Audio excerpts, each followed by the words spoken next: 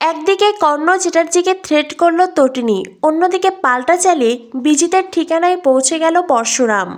বন্ধুরা, পরশুরাম ধারাবাহিকের আজকের পর্বে দেখানো হয়েছে শিবপ্রসাদ তটিনীকে বলে, এমনিতেই আমার পরিবার শূন্য হয়েছে, আমার পরিবারের এক সদস্যকে হারিয়েছি আমি আর কিছু হারাতে চাই না। তটিনী বলে, কি? শিবপ্রসাদ বলে, আমাদের ভালোবাসা। যেটা শুনে তটিনীর চোখে জল ছলছল করে। তটিনী বলে, কি বলছো তুমি এসব? শিবপ্রসাদ বলে, প্রথমবার তুমি আমাকে শিবপ্রসাদ গাঙ্গুলি বলে ডাকলে, এর আগে কখনো এমনটা হয়নি। তখনই পিকো বলে, মাম্মি, পা তো ঠিক কথাই বলেছে মাম্মি, তুমি তো পাকে হ্যাঁ গো ওগো বলে ডাকতে, তবে এখন তুমি পাকে কেন এইভাবে ডাকলে? তখনই তটিনী বলে, আর তোমার পা যে তখন থেকে আমাকে কী সব কথা বলছে সেটা তুমি শুনতে পাচ্ছ না? তোমার পা বলছে আমার জুতোর তলায় নাকি কাদা লেগে আছে, ঘাস লেগে আছে, সামান্য জুতো নিয়ে তখন থেকে এসব বলে যাচ্ছে। আমি না হয় ভুল করে একটা জুতোই পরেছি, তাই বলে তুমি আমাকে এইসব কথা বলবে? তখনই পিকো বলে, পা তুমি না হয় মাম্মিকে টাইট হাগ করে দাও। এটা শুনে তটিনী চিৎকার করে ওঠে। তটিনী বলে, পিকো। তখনই শিবপ্রসাদ বলে, ওকে বকছো কেন, ও তো ঠিক কথাই বলেছে। এই বলে শিবপ্রসাদ তটিনীকে জড়িয়ে ধরে। তটিনী বলে, কি করছোটা কি, এটা হসপিটাল। শিবপ্রসাদ বলে, আমি আমার বউকে জড়িয়ে ধরেছি, পৃথিবীর যে কোনো জায়গায় আমি আমার বউকে জড়িয়ে ধরতে পারি। এই বলে শিবপ্রসাদ তটিনীকে নিজের বুকে শক্ত করে জড়িয়ে ধরে। শিবপ্রসাদ তটিনীকে বলে, এখন আমি পিকোকে নিয়ে বাড়ি যাই বুঝলে, এমনিতে ওর ঘুমোতে দেরি হয়ে যাচ্ছে, সকালে ওর স্কুল আছে। তখনই তটিনী বলে, বললে না তো বিজিত কি বলল? তখনই সেখানে আসে নন্দিনী। নন্দিনী বলে, সেটা আমারও প্রশ্ন, বিজিত কেন কল করেছিল? নন্দিনীকে দেখে তটিনী অবাক হয়ে যায়। তটিনী বলে, এ কি তোমরা এখানে? নন্দিনী বলে, আমি ওদেরকে এখানে এনেছি। বিজিত একটি SMS করেছিল, আর যেখানে ও বলেছে তোর সঙ্গে দেখা করতে চাই, একান্তে দেখা করতে চাই। আরাধ্যা বলে, চর্দি ভাই, বিজিত দা তোর সাথে হঠাৎ করে কেন দেখা করতে চাইলো? তোর সাথে তার কি এমন পার্সোনাল কথা, কি হলো বল, উত্তর দে। তখনই তটিনী বলে, আমি কি করে বলবো, ও আমাকে কি বলবে? তখনই আরাধ্যা বলে, অবশ্যই তুই জানিস, আমাদের কারোর সাথে কোনো না কথা বলে তোর সাথে কেন কথা বলতে চাইছে? তোর সাথে তার কি সম্পর্ক, কি হলো চর্দি ভাই, উত্তর দে। এই বলে আরাধ্যা নন্দিনী তটিনীকে ফোর্স করতে থাকে। তখনই কাবির বলে, উনি বলতে পারবেন না মনে হয়, উনি প্ল্যান করে এনজিওতে জয়েন করেছিলেন, এনজিওতে থেকেছেন, উনি আমার বাবা কর্ণ চ্যাটার্জি।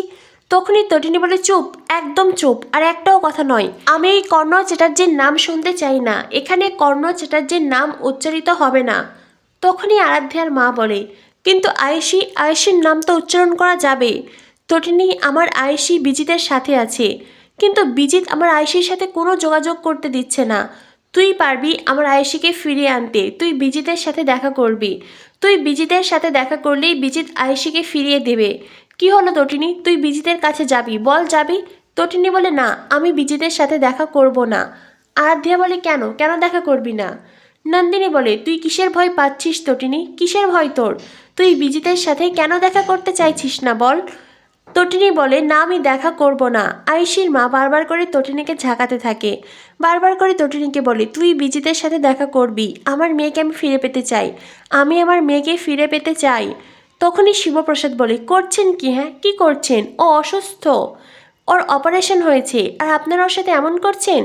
এরপরেই শিবপ্রসাদ নন্দিনীকে বলে, আর আমি তো আপনার থেকে এটা মোটেই আশা করিনি, আপনি আপনার বোনকে ফোর্স করতে এত রাতে হসপিটালে চলে এলেন। আর তাছাড়া তটিনীর অপারেশন হয়েছে, কিছু সময় আগেই ও MRI করে এলো, আপনারা এইভাবে ওর সাথে ব্যবহার করতে পারেন না। তখনই নন্দিনী বলে, তুমি শিওর তটিনী MRI করে এলো? তখনই পরশুরাম বলে, মানে? নন্দিনী বলে, আমি তটিনীর সাথে দেখা করতে এসেছিলাম, ওর কেবিনে এসেছিলাম, তখনই জানতে পারলাম ও MRI করতে গেছে। আমি MRI কেবিনের দিকে এগিয়ে গেলাম, কিন্তু সেখানে তটিনীকে পাইনি। কোথায় গিয়েছিলি তুই তটিনী? কী হলো, উত্তর দে, তুই কোথায় গিয়েছিলি? তটিনী বলে, চুপ কর দিদি, চুপ কর, একদম চুপ কর, ভুলে যাস না এটা হসপিটাল।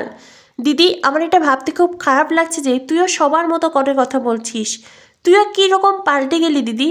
কই আমার ছেলে লাট্টু মিসিং, তুই তো একবারও তার খোঁজ নিলি না, তুই তো একবারও বললি না লাট্টুর কোনো সন্ধান পেয়েছি কি না, তুই একবারও তো জানতে চাইলি না আমার ছেলে বেঁচে আছে কি মরে গেছে, তুই আমার ছেলের সম্পর্কে একবার তো খোঁজ নিলি না দিদি। আর তুই এখানে এসেছিস সবাইকে নিয়ে, সদল বলে এসেছিস আমাকে জেরা করতে। তুই ভুলে গেছিস তোর বোনের অপারেশন হয়েছে, আমার পায়ে প্লেট বসানো হয়েছে, আমার পেন হচ্ছে, সেই সব কিছুতে তোর কোনো কিছু যায় আসে না, তাই না? তখনই আরাধ্যা বলে, তোর এই অবস্থা হলো কি করে? হ্যাঁ, কি করে তোর এই অবস্থা হলো? তখনই কাবির বলে, হঠাৎ করেই আপনার অপারেশন কেন করতে হলো? আর আপনার কি হয়েছিল যে আপনার পায়ে প্লেট বসানো হলো? কি হলো উত্তর দিন। তটিনী বলে, আমি পড়ে গিয়েছিলাম, আমি পড়ে গিয়ে পায়ে ব্যথা পেয়েছিলাম, আমার হাড় ভেঙে গিয়েছিল। কাবির বলে, কোথা থেকে পড়ে গিয়েছিলেন? হ্যাঁ, কোথা থেকে পড়ে গিয়েছিলেন সেটা বলুন। তখনই শিবপ্রসাদ বলে, থাক অনেক হয়েছে, এখন আর ওকে এই ধরনের প্রশ্ন করবেন না, ও অসুস্থ বোধ করছে। তাছাড়া আপনারা কেউ ওকে এইভাবে জেরা করার অধিকার রাখেন না। তখনই নন্দিনী বলে, আমি ওকে জেরা করতে পারি, আমি ওর কাছ থেকে জানতে পারি। কী হলো তটিনী বল, বিজিত তোকে কেন ডেকেছে? শিবপ্রসাদ তখন নন্দিনীকে বলে, চুপ করুন, আপনি ওকে জেরা করতে পারেন না, ও আমার স্ত্রী, আমার সন্তানের মা, তাই ওর ভালো মন্দ সবচাইতে বেশি আমি বুঝি। আপনি এত রাতে এখানে এসে আপনার বোনকে উত্ত্যক্ত করছেন, যেটা ওর শরীরের পক্ষে একদমই ঠিক নয়। এই বলে শিবপ্রসাদ তটিনীকে ওখান থেকে নিয়ে যায়, কেবিনে নিয়ে যায়। আয়েশির মা কাঁদতে থাকে। আয়েশির মা বলে, এখন আমি কি করব, কি করে আমার মেয়েকে খুঁজে পাবো? নন্দিনী কি করবো আমি বলো? তখনই নন্দিনী বলে, বাড়ি চলো। আয়েশির মা বলে, বাড়ি চলে যাব?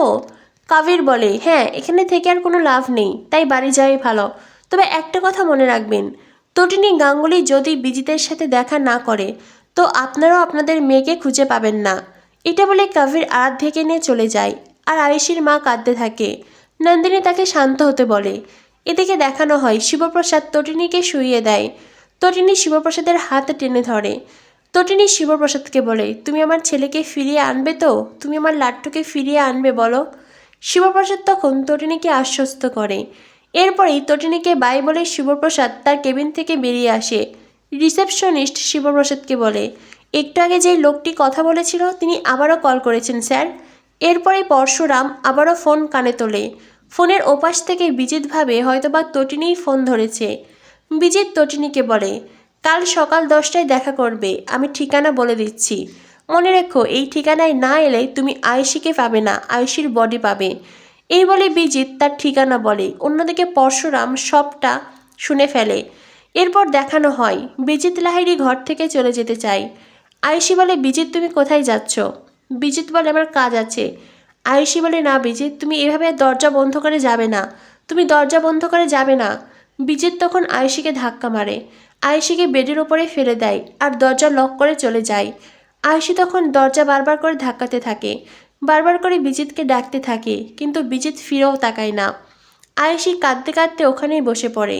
আগামী পর্বে দেখানো হবে তটিনী কর্ণ চ্যাটার্জিকে ফোন করে থ্রেট করে। আর অন্যদিকে শিবপ্রসাদ গাঙ্গুলি ওরফে পরশুরাম, সে বলরামকে নিয়ে বিজিতের ডেরায় এসেছে, বিজিতের পাঠানো সেই ঠিকানায় বিজিতের সাথে দেখা করতে, যেখানে কিনা তটিনীর আসার কথা ছিল। এইবার বিজিত বুঝতে পারবে পরশুরাম কি, কারণ পরশুরামের আদরের সন্তান লাট্টুর গায়ে হাত দিয়েছে বিজিত। তবে কি এবার পরশুরাম বিজিতকে শাস্তি দিতে পারবে, খুঁজে পাবে আদরের লাট্টুকে? কি হতে চলেছে পরশুরাম ধারাবাহিকের পরবর্তী আপডেট পেতে আমাদের সাথেই থেকো। ধন্যবাদ সবাইকে।